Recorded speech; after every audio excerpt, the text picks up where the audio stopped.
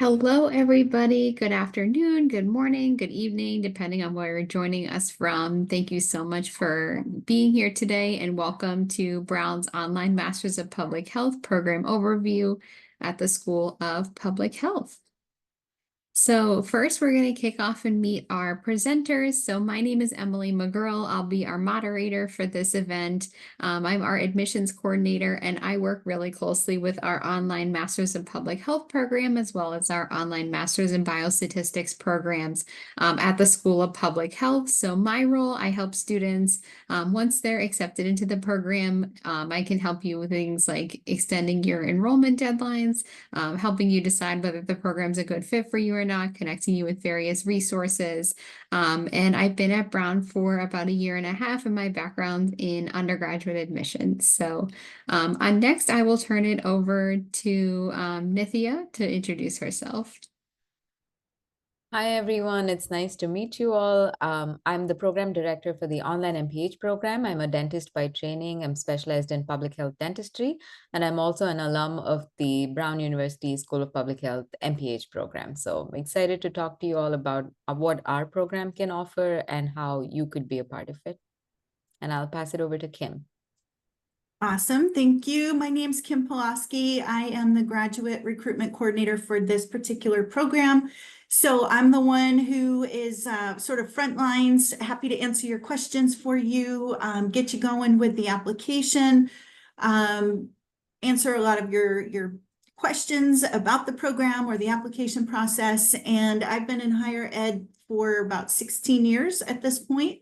And I've been with Brown's program, this online MPH program, since its inception. Thank you, Kim. And I'll pass it over to our program manager, Dylan, to introduce himself. Thanks, Emily. Hi, everyone. My name is Dylan Hennigan. I'm the program manager for the OMPH program. So I'll help you once you get into the program, and you're always welcome to meet with me. We can discuss like your academic journey, custom plans of study, any concerns that you have, anything like that. So feel free to reach out. Thanks. All right, thanks everybody.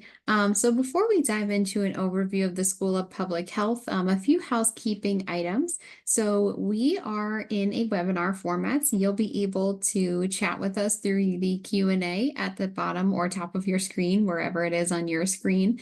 So that's where you can put questions in to chat with us. We'll try and answer some of them in the chat during the presentation, but we'll save time at the end to do a live Q&A. So that's where we'll be able to read out your questions and have one of the panelists answer your questions. So just a little housekeeping before we get started.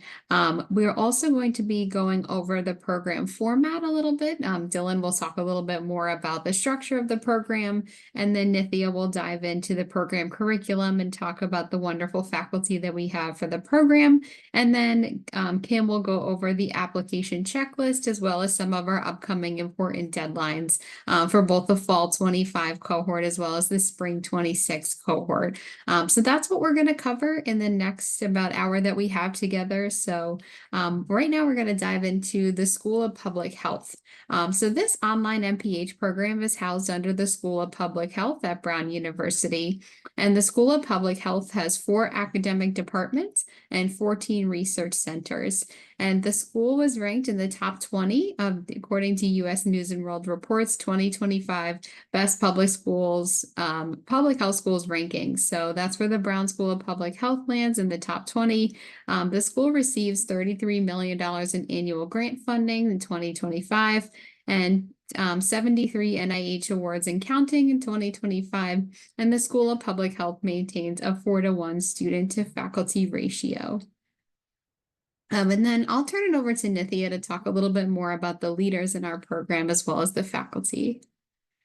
Thanks, Emily. So the Dean of the School of Public Health is Dean Ashish Jha, and he's probably one of the most recognizable figures in public health at this point. You may have seen him on the news several times. I think he's on there at least once a week nowadays, talking about all the major issues impacting public health. And he's really the brainchild behind the online MPH program. This program was started due to his vision to bring high quality public health education to students wherever they are without forcing everybody to move to Providence, Rhode Island, which is a beautiful place. I live here. It's wonderful to be here, but it should not necessarily be the condition for your education. And his vision is to train the next generation of public health leaders who are well versed in leadership and communication skills. And that's the focus of our online MPH program. And our public health school leadership also includes Dean Bodwin, Dean Rivkes, and myself. So Francesca, she's an emergency medicine physician. She's a wonderful leader. She has a really good vision, both as a clinician as well as an epidemiologist, for the content and the curriculum taught in our program. And then Dean Rivkes, Scott is the interim associate dean of education, and previously he was the Surgeon General in the state of Florida before he came out here. And we're really lucky to have him at the school as well, because he brings some real world experience both at the state level and as a clinician to our program. And I already introduced myself. I'm the academic director of this program. I am a dentist, and my focus is really on public health dentistry. And for this program, my vision is to make sure that we train the next generation of public health leaders who can really succinctly talk about public health and scientific communication while making sure that we are combating mis and disinformation in the program. And that's one of the strengths that our students graduate with from our program. And we have some amazing faculty in our program. We have Professor Alex Glazier. She's also a law professor, and she has a mix of training in public health as well as law. And she teaches our leadership course in this program. Then we have Professor Michael Harvey, who is an assistant professor in the Health Services Policy and Practice Department. Michael has done a lot of work in public health policy, both internationally as well as domestically in the US, and he brings that expertise and experience to the two courses he teaches in our program, which is the US Healthcare Policy course, as well as the Comparative Health Systems course, which compares and contrasts US healthcare policy with different health systems around the world. And then we have Professor Karen Andes, who is also the director of the in-person MPH program. And both Michael and Karen teach in both the programs, the in-person as well as the online MPH program. Karen Andes taught at Emory for several years before she came out here to Brown. And she teaches the qualitative methods course in our program. Next, we have Professor Crystal Linkletter. Crystal is a wonderful faculty. She was my faculty 10 years ago, and she has a unique ability to make biostatistics seem actually likable, which I was really impressed by her ability to do that, because I hated math and I hated anything to do with statistics, but she made me actually like the subject, which is, to say a lot about her. And then last but not the least, we have Professor Hannah Zubrowski, who teaches both our epidemiology course as well as our integrated learning experience course, which is the last course that you take in our program. I think there's a slide later that talks about specifically what the ILE is, but Hannah is also a wonderful faculty who specializes in epidemiology and mental health. All right, great. Thanks, Nithya. And next I'll turn it over to our program manager, Dylan Hennigan, to talk a little bit more about the structure of the program and the format. So Dylan, whenever you're ready. Thanks, Emily. Yeah, so our program format is 100% asynchronous. So everything is done online through Canvas. This is where you're going to end up doing your discussion board posts, submitting assignments, things like that. We do have weekly optional synchronous sessions. But we highly encourage you to attend if your schedule permits. It's a really great way to interact with your cohort and your peers and your instructor. If you can't make it, that's okay. They are recorded and they're pushed out after. So if you have the time, you can watch the recording then. But again, it's a great way to kind of make that connection. So we really encourage you to join those weekly synchronous sessions. And our program consists of 6 consecutive semesters, so over 24 months. We do have a 12-month accelerated sequence option. If you are interested in that, I would recommend that you reach out to me or our advising coordinator, Alexis Wilson, to go over what that entails, because it's really intense, I would say, for the course load. And if you're working or you have family responsibilities, it's kind of a lot to add to your plate. But again, you're more than welcome to reach out to me and we can kind of talk through it and see if that's the best option for you. It's $5,434 a course for the tuition, with a total of 12 courses for this program. and we offer 12 to 30,000 merit-based scholarships that are available. And an interesting thing for our program is 91% of our students continue to work while they're enrolled. So our program's really built for the working professionals. Not to say that you have to be a working professional to be in our program, but majority of our students continue to still work and do the coursework. And doing those together kind of have this good mesh to, apply what you're learning to maybe your job. Another thing I'll say is we have a part-time status as well. So if you think that the standard plan of study, 2 courses, is too much for a semester, you can always do 1 course a semester. And again, that would be something you can reach out to me and we can meet and we can go over kind of what that looks like and what your custom plan of study would look like for the rest of your time at Brown. Great, thank you, Dylan. And next I'll turn it over to Nithya to talk a little more about why public health and some of the courses that you'll be taking in the program. Thanks, Emily. So our program is a generalist program, which means that we give you a really solid foundation of all the important things you need to know about public health. We cover all the main domains, that is biostatistics, epidemiology, communication, leadership, as well as policy. And what's really one of the things that I really appreciate about our program is how it can be customized and tailored to fit your public health topical interests. So for instance, I mentioned that I'm a dentist. So if I was going through our communications course, I would use the final deliverable, which is a communications memo, to create something that's on oral health. Same with policy. In the policy course, we create a policy brief in the final deliverable for the course. And I would create a policy brief specifically maybe about water fluoridation or some other topic that I care about in oral health. So that's one of the highlights of our program. And then the things you can do with this degree, you can go into several different careers. You can go into consulting, academia, nonprofit, government, and more. Through our program, you also get connected to Brown's alumni network through Brown Connect that gives you access to not just the School of Public Health alumni, but also alumni from the graduate level and the undergraduate level across different schools. And I think one of the strengths of our program is also that there's a strong community that our students have created for each other. So despite being an online program, our students are really, really well connected. And one of the things that really stood out to me at our recent alumni panel was something that one of our alum here, you can see her photograph here, she mentioned that despite having met Troy just like maybe twice or thrice on Zoom, it's just that she now when someone mentions homelessness and talks about affordable housing, she immediately thinks of Troy Nash because she knows that he's the expert in that topic in their cohort. So you end up making really strong connections and you get connected to a network of professionals. Most of our students are employed, so you get connected to them wherever they are. And so it also improves your network when you're in our program. And here's our standard sequence. So like I mentioned, you get exposed to all the foundational content that you need to know in a public health program. So you get exposed to epidemiology, leadership, biostatistics, communications. We have a course on survey and qualitative methods, on healthcare policy, social determinants of health, interventions and evaluations, comparative health system. And there's a second leadership course that's focused more on local global public health leadership.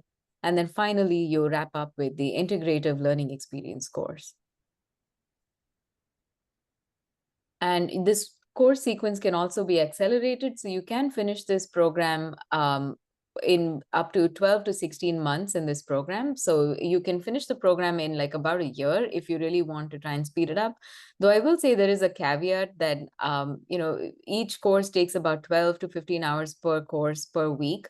So if you're doing 4 courses a semester, you're looking at about 60 hours of work a week, which can feel like a lot, especially if you're employed full-time, you have demanding family commitments and other commitments. So I would just throw that out there, but we're happy to work with you. And like Dylan said, he's available to meet with you and give you custom plans of study. And you can move back and forth between a full-time load, a part-time load, or an accelerated load from semester to semester. And we'll work with you to create those for you.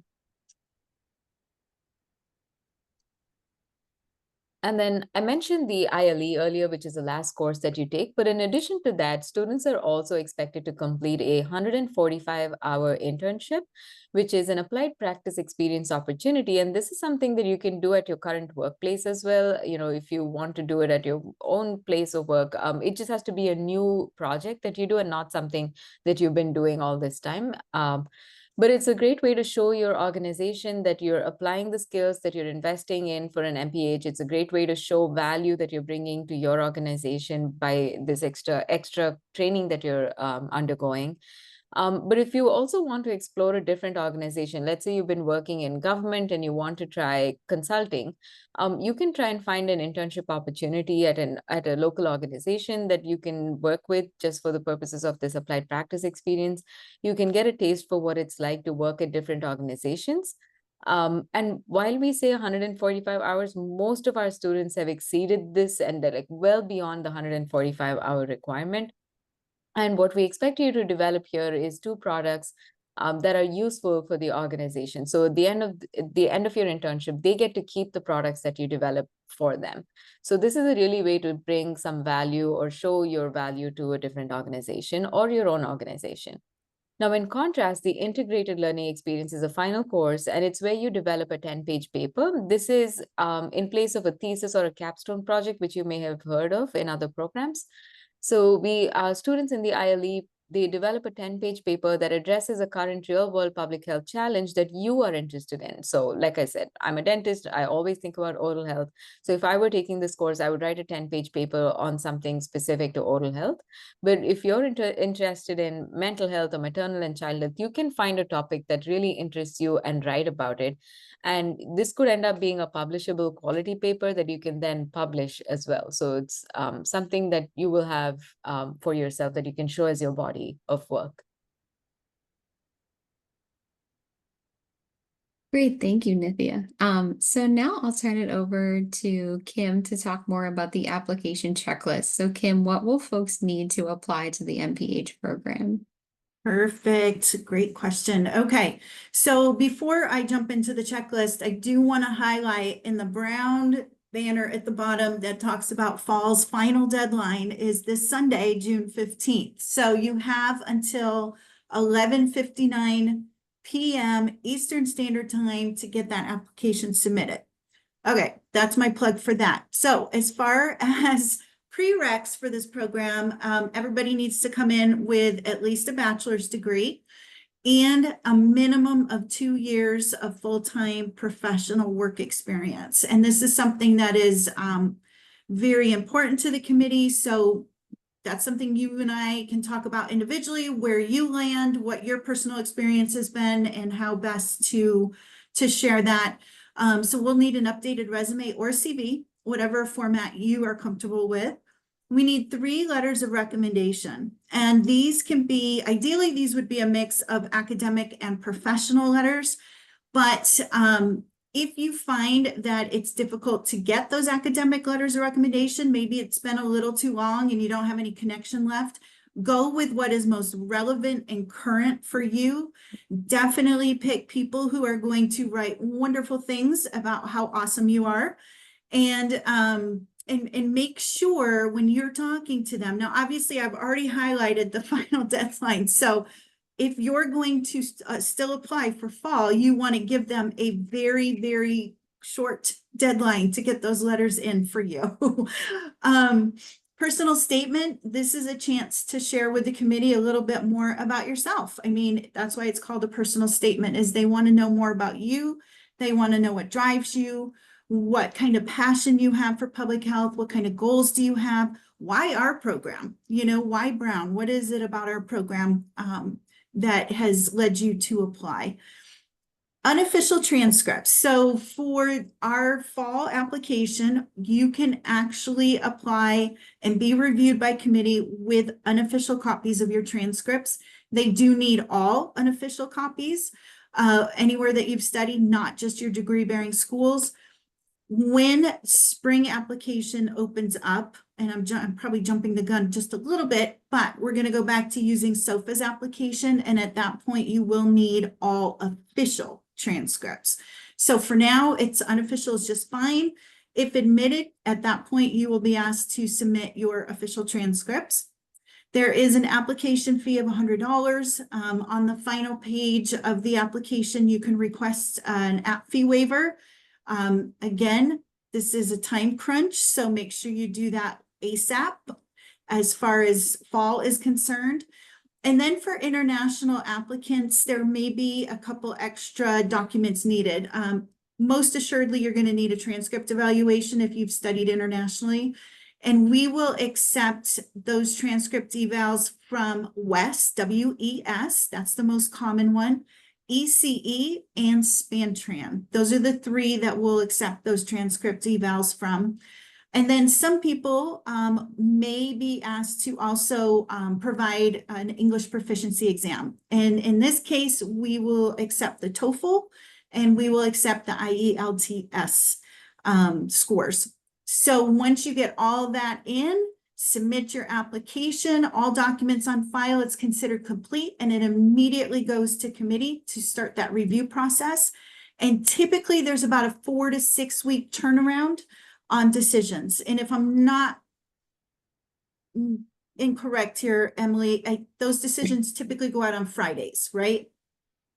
Yeah, typically they'll go out on Fridays. Okay. All right, perfect. Thank you. All right, thank you, Kim. And then Kim, did you want to talk a little bit about upcoming deadlines? I know we mentioned fall, but what can folks Sure. expect if they're interested in spring 26? Yes, perfect. Thank you. Okay, so for spring 26, as I mentioned, we are going back to the SOFAS application. And if you don't know what that is, basically it's a specific application platform. It's geared towards public health programs, and that's what we're going to use. So the spring application is going to open up on August 13th. The priority deadline is September 15th, and the final deadline is October 15th. So if you are counting along with me, you have 2 months to do your application for spring, which goes really, really fast. So what I would recommend very strongly is over the next couple months before that application opens, what you want to do is gather up your documents. Start working on your personal statement, get that resume or CV updated, identify the 3 people who are going to write you letters of recommendation, and make sure you have a good solid conversation with them about timeliness and getting those letters of rec submitted for you. So there's a lot you can do in preparation because it is a very short window of enrollment for spring 26. And as you notice, the actual start date of classes is going to be January 21st of next year. So just again, last little plug, June 15th is the final deadline to submit your application for fall. I am in the office tomorrow, but we don't work on the weekends. So if you need me, reach out to me tomorrow at the latest, okay? Perfect. Thank you, Kim. And the fall, I know we get this question a lot, so I'll just talk about this a little bit. So fall, all of our courses run year round. So fall for us starts September 3rd. Spring starts in January. So you have your longest break in the program will be between the like the end of November to the middle of January. So that's your longest break. And then summer, we also run in the summer as well. So summer will start in around April or May timeframe and run until the end of July, and then, or sorry, excuse me, the end of August. So then you'll have a little bit of window for that. So we do run fall, spring, and summer, but for right now, our fall 25 applications open, and the spring 26 will open up in August, as Kim mentioned. But just wanted to mention that we do run year round for the courses. All right, so now it is time for our live Q&A. So I see that we already have some questions in the chat. So I see Nithya wants to answer the first question. So I will read out this question. What is the percentage of acceptance once a student applies to the MPH program? So Nithya, what would you say to this question? Thanks for this question. So I will say it's hard to say what our acceptance rate is because it varies from cohort to cohort. But I will encourage you that, you know, if you meet all of our admissions criteria, we don't have a cap on how many students we can bring in. So if you meet all the criteria, we'd love to have you in our program. And our criteria, like Kim said, was, you know, we need you to have a minimum of 2 years of work experience. If you can convey in your statement of purpose, why are you interested in doing this online MPH program? Why at Brown? And just talk about your experiences. Even if you feel like, you know, you've had a challenging academic background, talk about it, explain it, and say, you know, you're determined to be in this program, you're planning to succeed, and how you would like to succeed, how your past experiences have shaped you, and make sure that you're asking the right people to write you letters of recommendation, people who can really talk to your academic strengths. And who can talk about how you would thrive in our program. So those are all the things that will help set you up for success. And, you know, if you meet all those criteria, we'd love to have you in our program. Great, thank you, Nithya. And then I'm going to pull up a question that someone put in the chat. Does an internship count as professional work experience? We get this question a lot. So Nithya, do you want to talk about that? And then Kim, do you want to piggyback off Nithya after she's done for applicants? Sure. Yeah, I think I answered that one on text, but I'll say again. So the internship can count as work experience if it's a significant internship. So for instance, if you have like, let's say 20 hours of work, which is roughly equal to like a part-time experience, and you've done it for like 3 to 6 months or so, make sure that you include that in your resume or somewhere in your application. Because let's say you have 1 year of experience, but then you have a couple of these really significant internships, and we can add that up to help bring you over the finish line for the 2-year work experience requirement that we have. So make sure you include all and any significant work experiences, including internships, in your application. Great. So I have a question for you, Nithya. So with the internships, they need to be paid internships, correct? Well, I wouldn't even say paid internship, as long as the time spent doing the internship and the work is of, you know, is somewhat relevant to public health, and I think those would count. Thank We you. don't, again, we don't require your work experience to be relevant to public health. We just need you to have worked in a group setting or a team setting. For instance, we have students in our program who've done a career switch from tech, or, you know, one of our students used to work at a hair salon. And all of that is relevant work experience to us because everything is public health, in our opinion. So as long as you have that experience having worked in a professional setting, and the reason we have that is also to set you up for success in classroom discussions. When we have discussions on social determinants of health, or when we have discussions on communication and leadership, you need to be able to reference these previous experiences you've had where you may have had a challenging conversation with a colleague, or you may have had some sort of experience or lived experience in the past that you can reference in those conversations. And that's why we ask for the minimum work experience requirement. And most of our students fall between 5 to 10 years. There are, of course, people who come in with just about 2, and then there's people with 20, 30 years of experience in our program who are getting like their 4th and 5th degrees in this program. So we have a really good mix of backgrounds. Okay. So I love all the questions coming in. Thanks, everybody. So the next question is this program open to applicants looking to make a career change without research or clinical backgrounds? So Nithya, what would you recommend for this applicant? Yeah, absolutely. We are open to applicants looking to make career change. You don't need to have a research or clinical backgrounds. In fact, only about 28% of our students are clinicians. The rest are all non-clinicians in our program.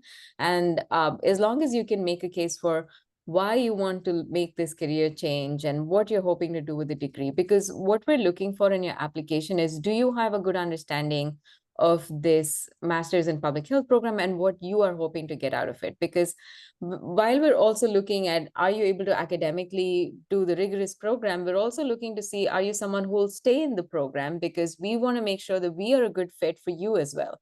So if you come into this program without a clear knowledge of your vision or goals from the program, then you're most likely not going to stay in the program, which is not something we'd want. And it's not something you would want either. So as long as you can convey in your statement of purpose, like, here's why I'm making this pivot to public health, this is what I'm hoping to get out of it, we have no problem with accepting students and we welcome it, actually. Thank you. So our next question is, because you get holistically taught in terms of immunology, policy, biostatistics, etc., can you potentially change your original focus in the MPH or curriculum? So if you say, original focus, I'm assuming you say you come into the program thinking you want to focus on, let's say, maternal and child health. And yeah, you can absolutely change it from course to course. You're not expected to be in the same focus in every single class. It's up to you. And we've had students who've changed their focus like that. We've had people coming in thinking, oh, I want to be in epidemiology. I want to be an epidemiologist. And then they end up falling in love with the health policy course and decide they want to get into advocacy. So you can absolutely change your focus. Great, thank you. Kim, this question might be geared for you. This applicant is from Ghana. They studied in English throughout their basic through college, and they gained their bachelor's degree in China. They studied fully in English. It looks like they have official English proficiency letter from the university. What other English proficiency proof would they need? And would you recommend this student setting up an appointment with you to discuss this? Yeah, that's a great question. Yeah, so there are opportunities to actually waive that English proficiency requirement. And typically that would mean you were taught in your bachelor's degree in English. So it's nice to hear that that's the case for you. Absolutely, we can definitely set up a time to chat. I know that I have been swamped. So I say this simply to address this particular person because I think she's reached out to me. And I apologize for not being able to get back to you in much quicker. Things have been, as you must understand, the last week before any deadline is a little crazy. So I will go back to that tomorrow morning and reach out to you specifically.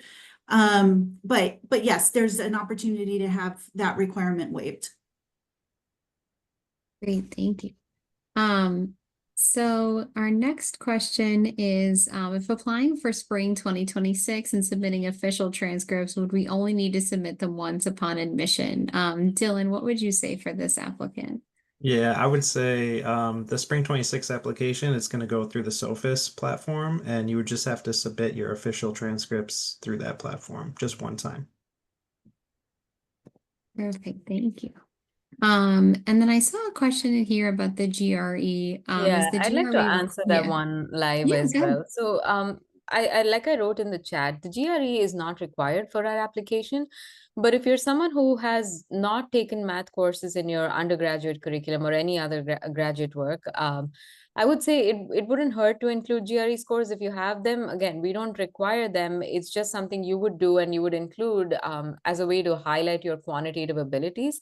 And it doesn't necessarily have to be the GRE. There, you can take a Coursera course or an edX course or some other free course online on biostatistics or any high school level math or college level math courses that's available online. You can take those and include any of those certificates or transcripts to tell us that you do have the ability to do math coursework.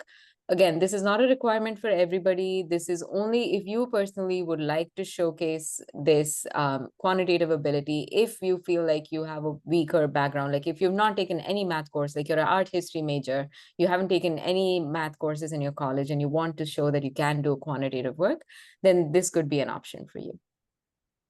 Great, thank you. And the next question would be, I probably asked this to Kim. Will you require the WES confirmation by the June 15th deadline? So what would you say for someone looking to get a WES by the June 15th deadline? Okay, so WES obviously is a whole separate company. And basically my understanding of WES, and now I've worked in higher ed for quite a long time and have had to deal with some of these. They usually take about a month. Just normally it takes about a month to get those evaluations complete. I believe there's the opportunity to accelerate that option. It is going to cost you more to do that, is my understanding.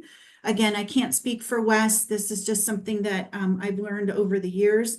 So as far as trying to get that in by the 15th, I don't think that's going to be possible. However, if you submit your application by the 15th, by that final deadline, we have a little bit of wiggle room. We don't have much, but we have a little bit of wiggle room. And so what you may want to do is talk to Wes directly, find out what's the fastest they can get it done for you.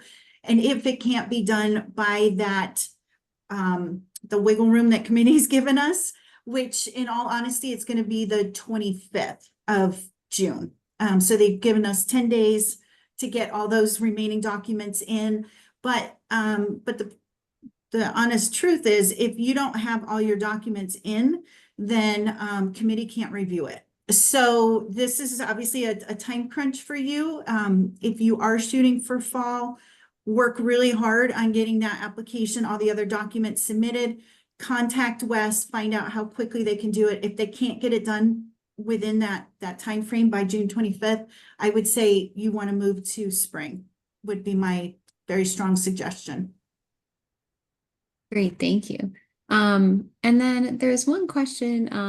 Hi, Kim. I previously applied to the program, but I couldn't complete my application. Can I continue with that application?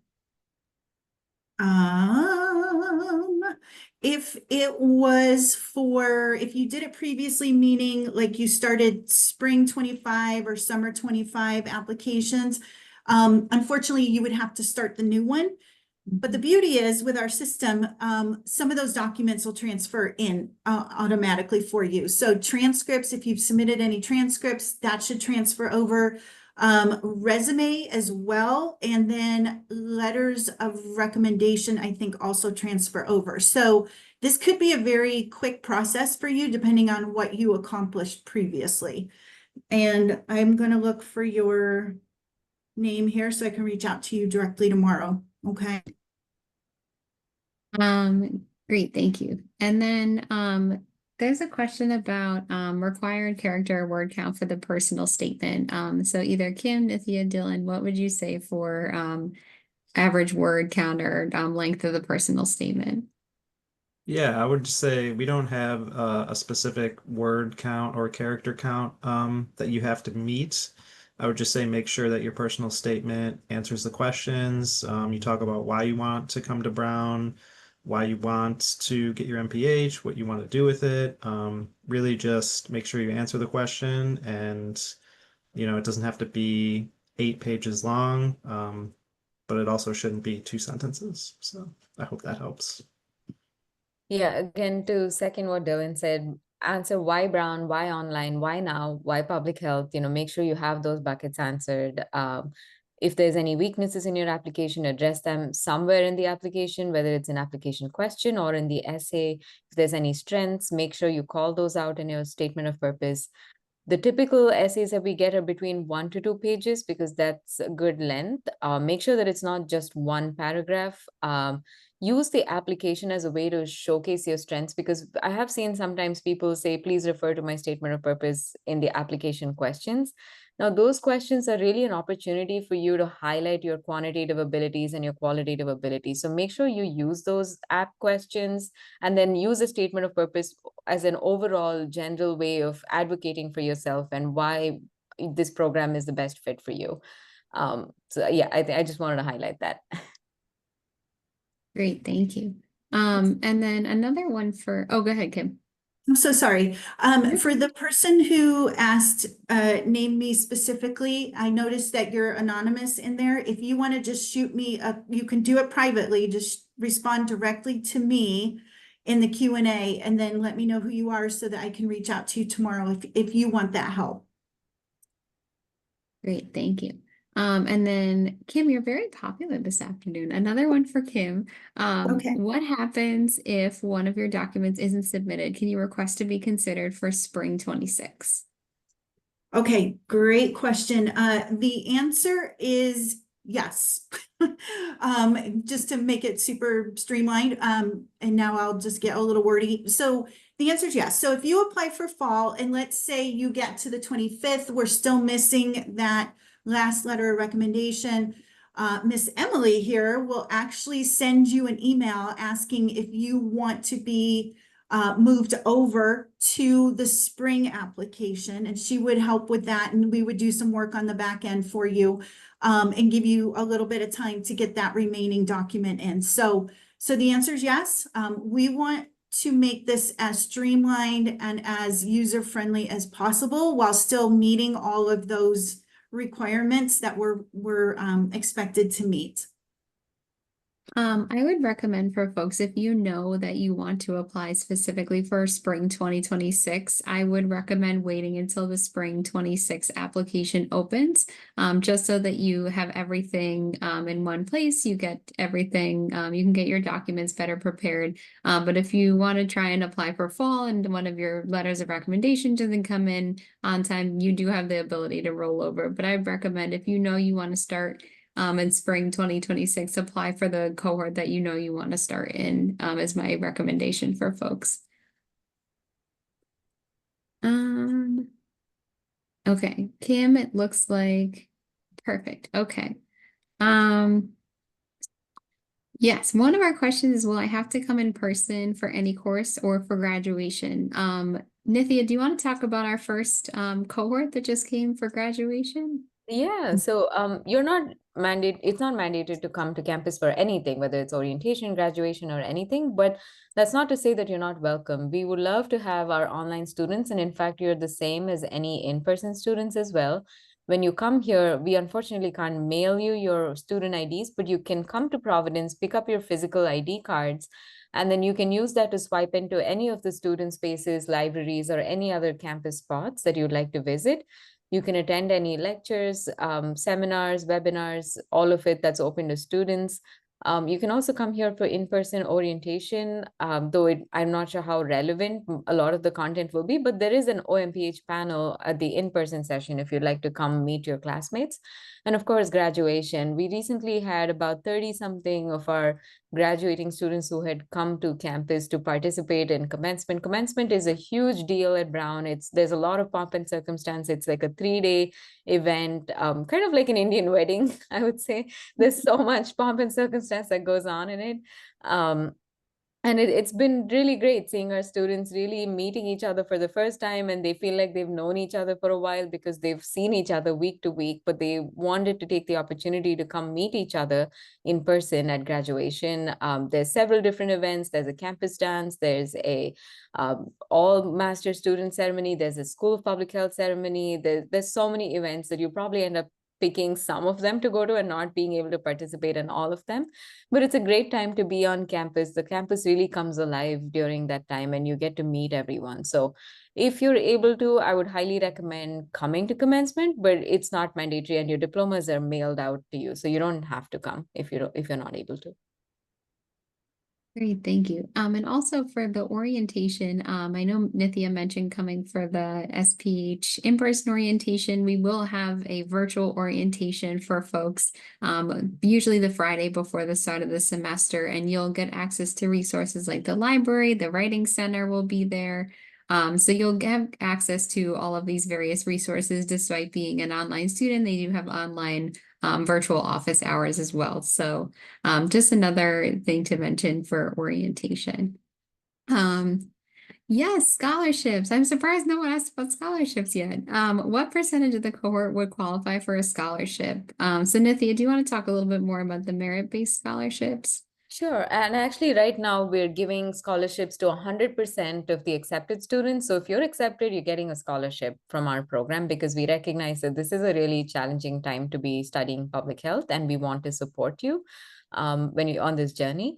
For merit-based scholarships, they vary from 12K, 20K, and 30K scholarships, which roughly is about 20%, 30-ish%, and 50% of the tuition costs.